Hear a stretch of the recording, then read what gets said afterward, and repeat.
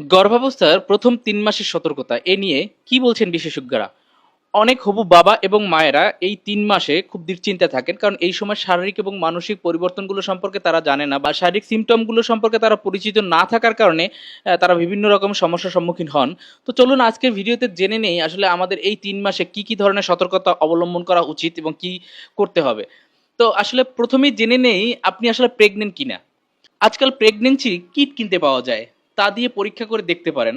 এসব কিট দিয়ে যে পরীক্ষা করা হয় তার মধ্যে প্রায় ৯৫% পরীক্ষাই সঠিক বলে ধরা হয়। তবে ১০০% নিশ্চিত হতে চাইলে ডাক্তারের পরামর্শে আল্ট্রাসাউন্ড পরীক্ষা করে দেখতে পারেন। নিশ্চিত যখন হয়ে গেল তবে এবার জেনে নিই পরবর্তী পদক্ষেপগুলো সম্পর্কে। গর্ভাবস্থার প্রথম ৩ মাসের সতর্কতা: সাবধানে চলাফেরা করুন, অ্যালকোহল, ক্যাফেইন, ধূমপান থেকে দূরে থাকুন। তা প্রত্যক্ষ হোক বা পরোক্ষ যেমনই হোক না কেন। যেহেতু আপনি অন্তঃসত্ত্বা, তাই আপনাকে সবসময় ডাক্তারের পরামর্শ অনুযায়ী চলতে হবে। ভালো স্ত্রীরোগ বিশেষজ্ঞের সঙ্গে তাই যোগাযোগ করুন এখনই।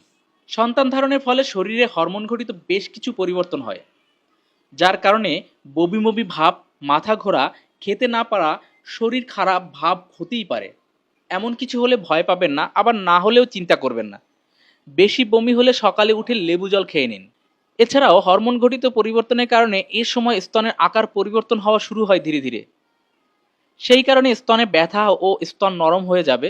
মনে রাখবেন, এই পরিবর্তন আপনার সন্তানের জন্যই জরুরি। সন্তান গর্ভধারণ করার ফলে কিছু শারীরিক পরিবর্তন হয়।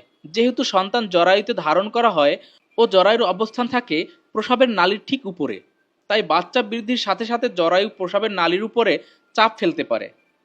এর ফলে প্রস্রাবের পরিমাণ বেড়ে যাওয়া অস্বাভাবিক নয়। এছাড়াও অনেক অন্তঃসত্ত্বা মহিলা এই রক্তচাপের সমস্যা দেখা দিতে পারে। কারো রক্তচাপ বেড়ে যেতে পারে, কারো আবার কমেও যেতে পারে। সেই সঙ্গে দেখা দিতে পারে ডায়াবেটিসের সমস্যা। এমন কোনো সমস্যা দেখা দিলে নিয়মিত চেক আপের মধ্যে থাকতে হবে। বুক জ্বালা এবং কোষ্ঠকাঠিন্য হতে পারে অনেক মায়ের।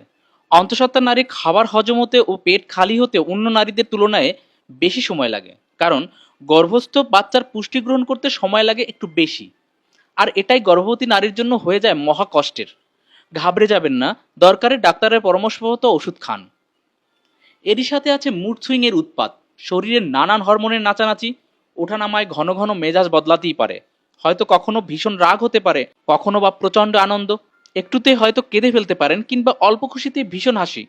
হাসি খুশির থাকাটা না হয় ভালো, কিন্তু সন্তানের খাতিরে রাগ রোষটা আপনাকেই সামলাতে হবে। ঘুমের সময় বাড়িয়ে দিন। দিনের ৮ ঘন্টা থেকে ১০ ঘন্টা করে ঘুমানোর চেষ্টা করুন। এছাড়াও সারাদিনের কাজের ফাঁকে ফাঁকে হালকা বিশ্রাম নিন। এই ৩ মাসে অনুসম্পর্ক করতে চাইলে করাই যায়, তবে সেক্ষেত্রে সাবধানতা অবলম্বন করতে হবে। এত কিছু পরামর্শ দেওয়া এ কারণেই যে গর্ভাবস্থার প্রথম ৩ মাসেই কিন্তু গর্ভপাতের আশঙ্কা থাকে সব থেকে বেশি। এই সময়টা পেরিয়ে গেলে এই পুচকোটা কোলে আসার পথে আর তেমন কোনো বাধাই থাকে না। তো বন্ধুরা, আজকের ভিডিওটি এই পর্যন্তই। আজকের ভিডিওতে শারীরিক পরিবর্তন এবং শারীরিকভাবে কতটুকু সাবধানে থাকা দরকার সেই বিষয়ে আলোচনা করলাম। পরবর্তী সময় খাদ্যাভ্যাস এবং খাদ্য নিয়ে সতর্কতা সম্পর্কে একটা নতুন ভিডিও নিয়ে আসছি। তো সেই পর্যন্ত ভালো থাকুন, সুস্থ থাকুন। আপনাদের আগমনের অপেক্ষায় নতুন অতিথির জন্য আমার শুভকামনা রইল।